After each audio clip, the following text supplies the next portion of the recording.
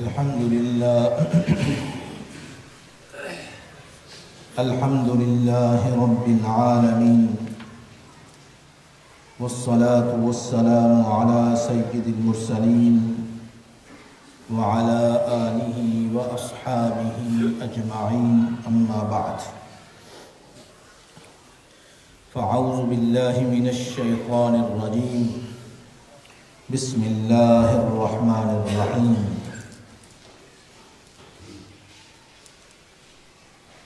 اقرأ باسم ربك الذي خلق، خلق الإنسان من علق، صدق الله العظيم.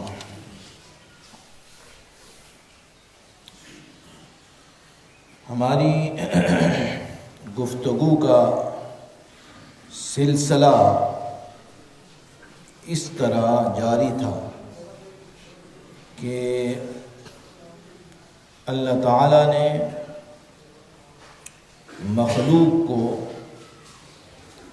اپنے ساتھ تعلق پیدا کرنے کے لیے مخصوص لوگوں کو منتخب فرمایا. وہ مخصوص لوگ انبیاء اور رسل اعظام ہیں.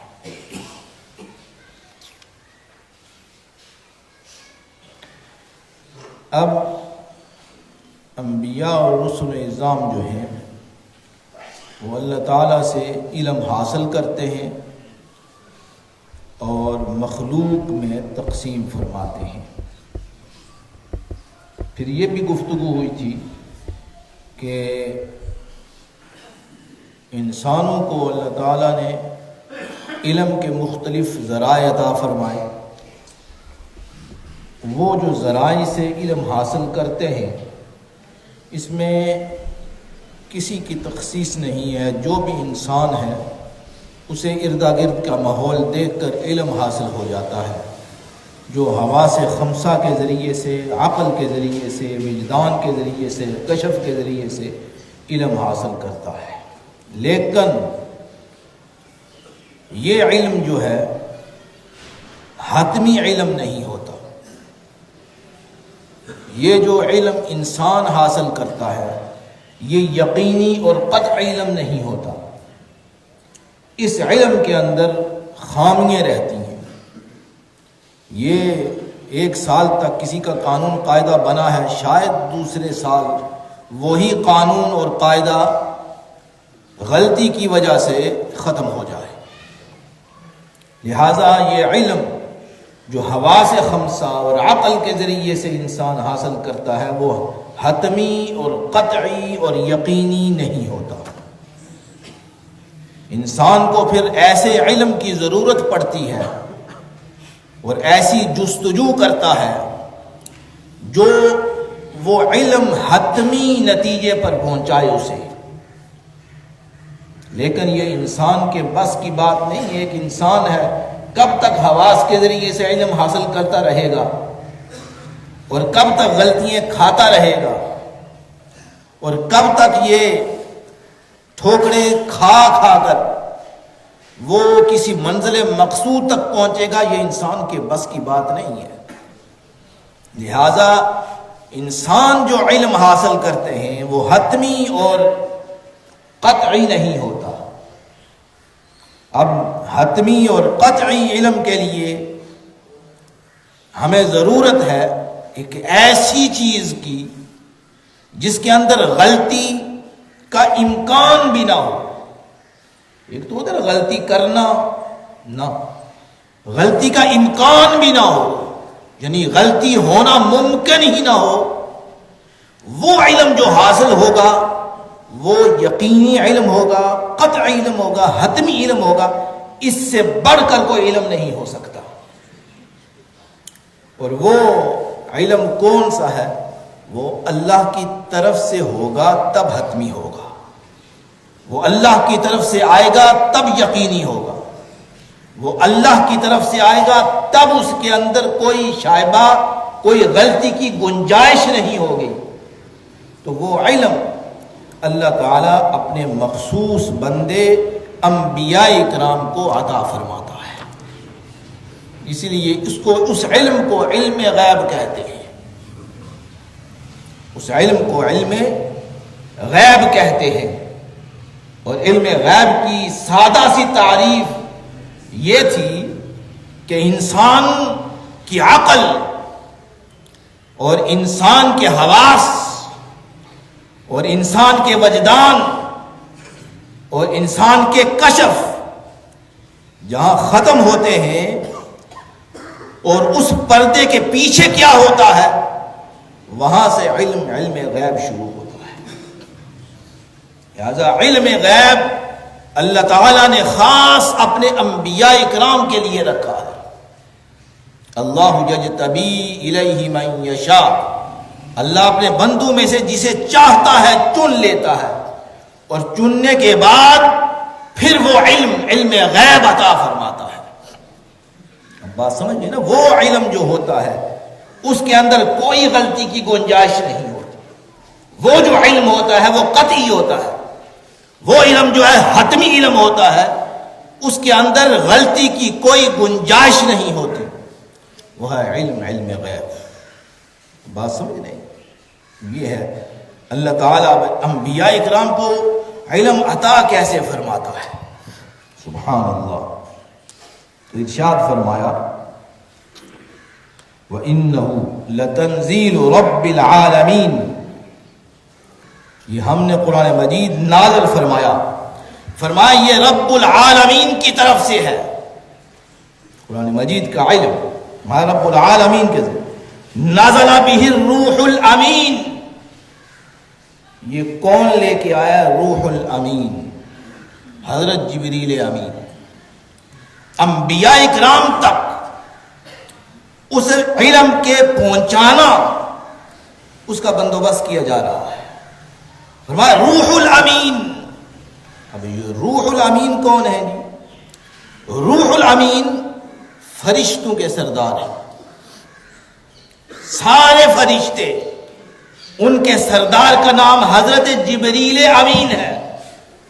اللہ تعالیٰ نے انہیں منتخب فرمایا اور فرمایا کہ جو میرے وہ بندے جو میں نے چن لیے ہیں، انبیاء اکرام، وہ گروہ جن کو ہم نے منتخب فرما لیا ہے، وہ گروہ انبیاء اکرام کا، ان تک میں نے اپنا علم پہنچانا ہے۔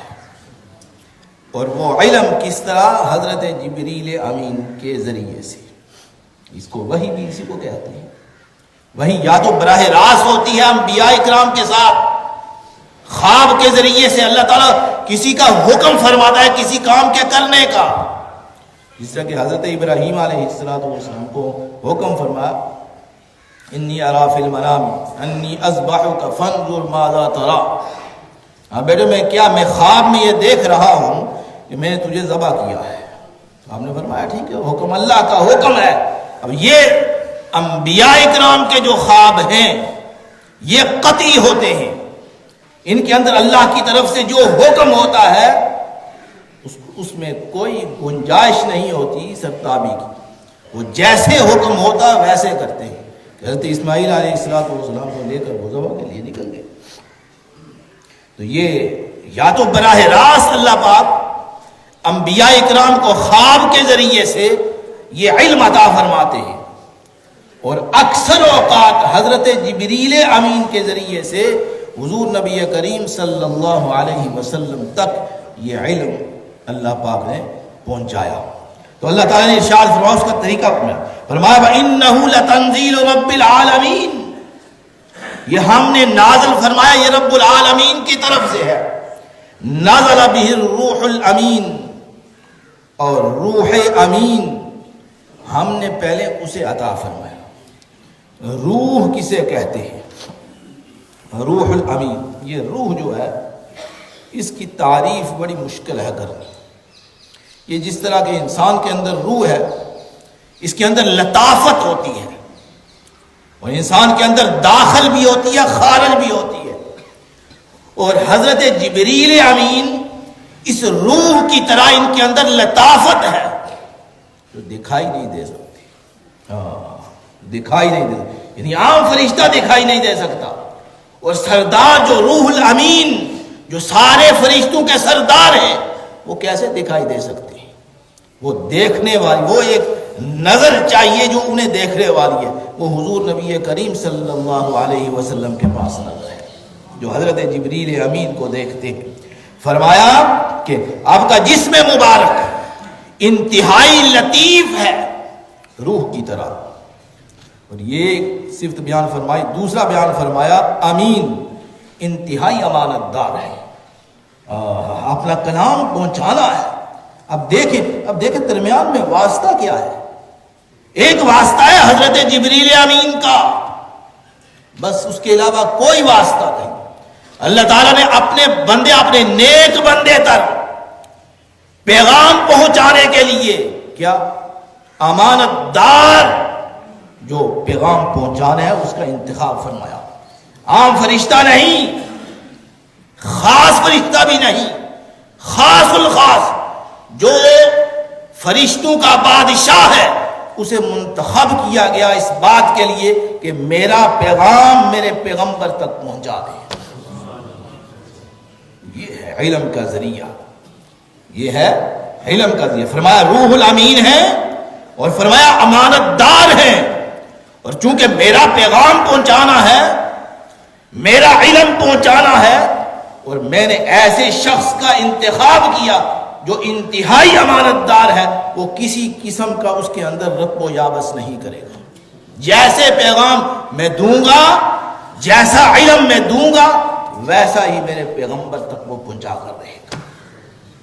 فرمایا کہ یہ طریقہ ہے وَإِنَّهُ لَتَنزِيلُ رَبِّ الْعَالَمِينَ، اور یہ علم غیب جو ہے یہ وہبی چیز ہوتی ہے، جس کو اللہ منتخب فرماتا ہے اسے یہ علم حاصل ہوتا ہے، ویسے یہ کسب کے ذریعے سے علم حاصل نہیں ہو سکتا، محنت کے ذریعے سے یہ علم حاصل نہیں ہوتا، یہ اللہ کی طرف سے وہبی چیز ہے، اللہ سے عطا فرماتا ہے۔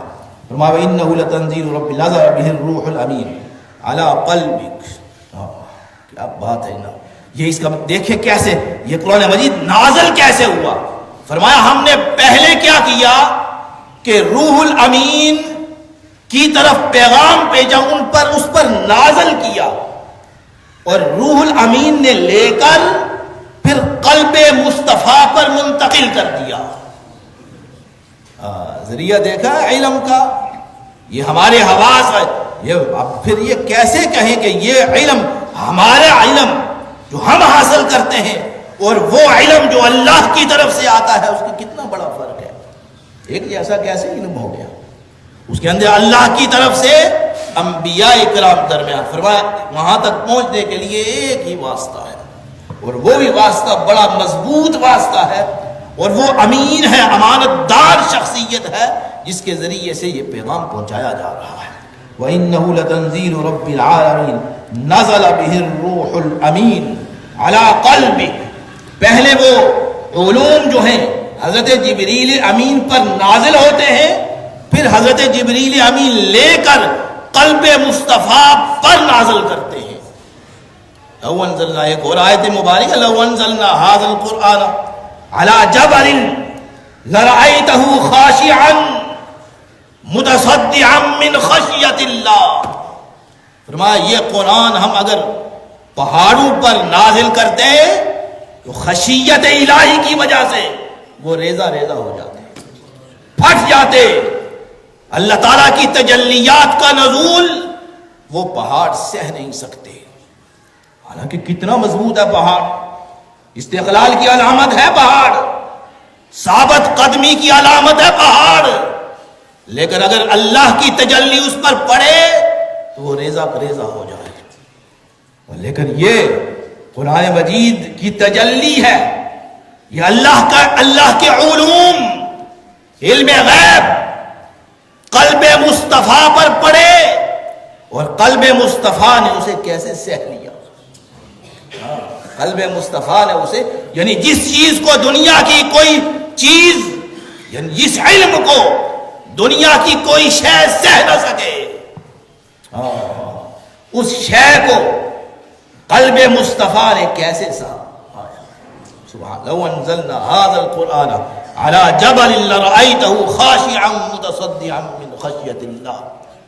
فرمایا یہ قلب مصطفیٰ ہی ہے جو اتنا مضبوط ہے ایک اور مقام میں فرمایا قاف والقرآن المجید، قرآن مجید کے علوم کی کیا باتیں کرتے ہیں آپ؟